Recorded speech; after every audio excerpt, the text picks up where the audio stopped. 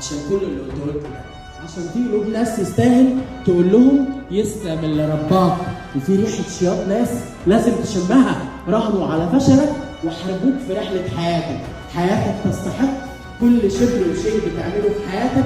عشان كده وصيتي ليكم الوطن تغير الاسلحه بمرور الوقت. لا يكون القتال بالسيوف، هذا لا يجدي نفعا، ولا يمكن القتال بالفرسان، هذا لا يجدي نفعا. ولديكم اشياء جديده كما تعلمون، مثل الطياره بدون طيار، ولكن علينا القتال بالاسلحه التي تنطبق على ساحات المعارك التي نتشارك فيها، وهي مواقع التواصل محلقا فوق سماء